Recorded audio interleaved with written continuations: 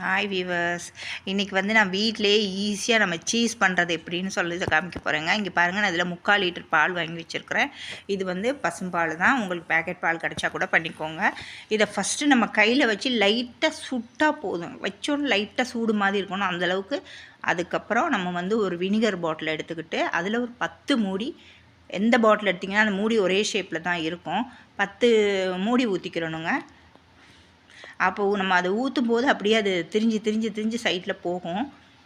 இது கொஞ்சம் கஷ்டமான வேலை தான். ஆனால் நம்ம கடையில் வாங்குறதோட இந்த சீஸ் வந்து ரொம்ப டேஸ்ட்டாக நல்லாயிருக்கும்.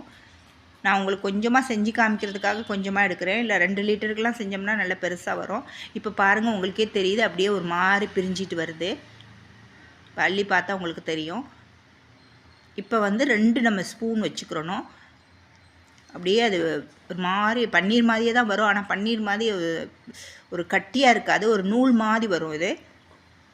இப்போ பாருங்கள், இது அப்படியே நான் உருட்டி எடுத்துட்டேன். எல்லாத்தையும் நம்ம எடுத்துக்கிறணும். இந்த தண்ணியை வந்து நம்ம கொட்டக்கூடாதுங்க. இதில் கொஞ்சமாக உப்பு போட்டுட்டு இப்போ இதை வந்து நம்ம நல்லா பைப்பில் பிடிச்சி நல்லா கழுவி எடுக்கணும். நல்லா பைப்பை திறந்து விட்டுட்டு அந்த பால் மாதிரி இல்லாமல் இருக்கிற மாதிரி நம்ம நல்லா தேய்ச்சி கழுவிட்டு உருட்டி எடுத்துக்கிறணும். இந்த பாருங்கள், நான் உருட்டி எடுத்துருக்கிறேன். இப்போ வந்து அந்த தண்ணியில் கொஞ்சமாக உப்பு போட்டுக்கலாம். அந்த தண்ணி கொஞ்சம் சூடாக இருக்கணும், அப்படியே சுட்டுக்கிட்டு இருக்கணும். அந்த கழுவுன சீஸை வந்து நம்ம இதில் தூக்கி போட்டுறணும். இப்போ போட்டுட்டு நல்லா ப்ரெஷ் பண்ணி விடணும், திரும்ப. அப்போ அதில் உள்ள அந்த பழைய பாலெல்லாம் போய் அந்த சீஸ் வந்து தனியாக உங்களுக்கு தெரியும். உங்களுக்கு கையில் எடுத்திங்கன்னா அந்தளவுக்கு நம்ம இதை எடுக்கணும். நல்லா ப்ரெஷ் பண்ணி விடுங்க முடிஞ்ச அளவு. ரொம்ப நேரமும் சூடு தண்ணியில் வச்சுருக்க வேண்டாம். அந்த கொஞ்சம் தண்ணி நல்லா சுட்டுருச்சுன்னா தண்ணி ஆஃப் பண்ணிவிட்டு அதுக்குள்ளேயே வச்சு நல்லா ப்ரெஷ் பண்ணி நீங்கள் எடுங்க. இது கொஞ்சம் செய்கிறதுன்றது ஒரு 10 நிமிஷம் வேலை கூட இல்லை. ஆனால் கொஞ்சம் பொறுமையாக கணக்காக செய்யணும். இல்லைனா சீஸ் திருவும் போது நமக்கு வராது. அப்படியே வந்தால் கூட நமக்கு நூலாக வராது. இந்த பாருங்கள், இப்போ உங்களுக்கே தெரியுது பாருங்கள், நான் எடுத்து காமிக்கிறேன்.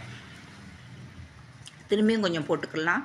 ஆனால் நான் இப்போ ஆஃப் பண்ணிவிட்டு அந்த சூட்டில் தான் நான் போட்டுக்கிருக்கேன். திரும்பியும் கழுவணும் இந்த மாதிரி.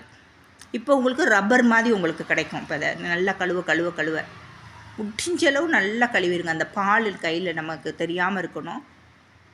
அப்படியே நல்லா உருட்டி எடுத்துட்டிங்கன்னா ரப்பர் மாதிரி உங்களுக்கு இருக்கும். நல்லா இறுக்கி புழிஞ்சிட்டு இந்த மாதிரி ஒரு ஒயிட் துணி எடுத்துக்கோங்க.